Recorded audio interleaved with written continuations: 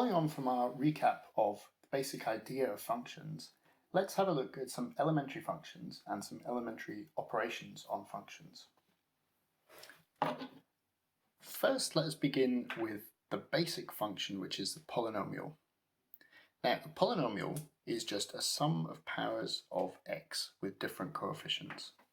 Here's a general polynomial, p of x, which is given by an times x to the n plus an minus 1 times x to the n minus 1 plus so on all the way down to a1 times x plus a0. When written in this way, the number n is an integer, positive integer, or a natural number, which is written down here. N is a subset of natural numbers.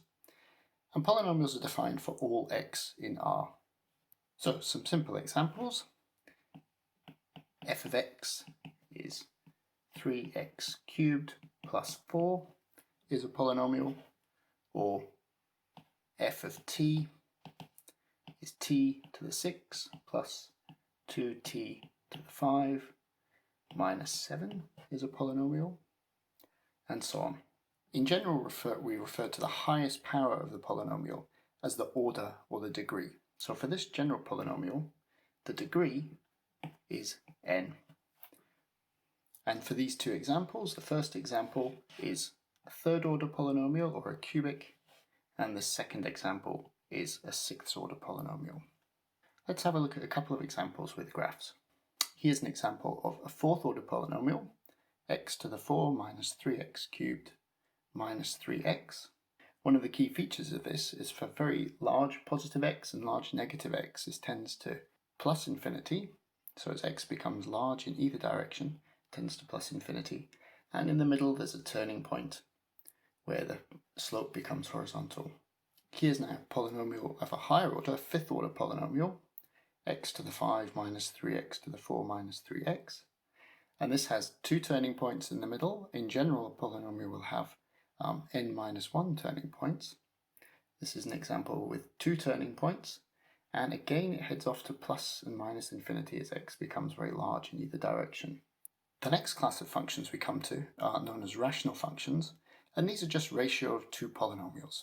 So, given a polynomial p of x and a polynomial q of x, if I take the ratio of those two things, this becomes a rational function. And this exists for all x where q is not equal to 0. So there will be points on the real line whenever q is 0 where this function does not exist, and it will exist everywhere else. A further type of function that can be formed from polynomials are what are known as algebraic functions. And these are constructed using any polynomials plus the operations plus, minus, multiplication, division, and taking nth roots, all different powers. So let's have just an example.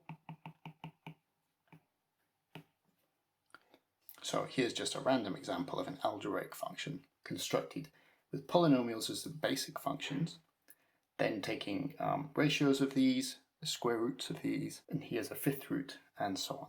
Once we have our basic idea of functions, we can also take composition of functions by taking functions of functions. Say we have two functions f and g. That is, we can form f of g of x, or written in the composite form, f after g of x is f of g of x. Let's try a quick example of this.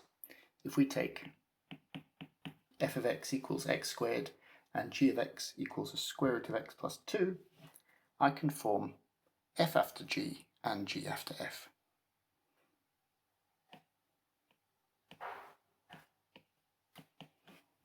So these give two quite different functions. In certain circumstances, given a function, I can find another function which undoes what the original function does. This is called finding an inverse function, and it doesn't always exist. So let's say I have two functions f and g. So given a function f, if there exists a function g such that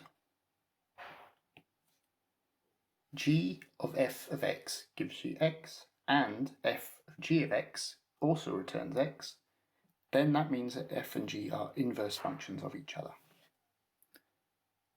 So if I have a function y equals f of x, this is a bit like the rearranging the equation to get x as a function of y.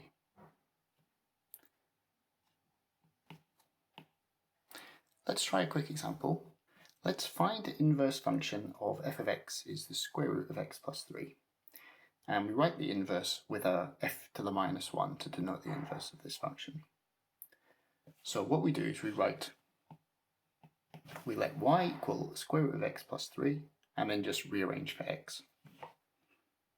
Then what we do is we swap x and y, and this leaves us y equals x squared minus 3 is an inverse function of f. And if we just draw this, we'll see that this actual function is a reflection in the line y equals x.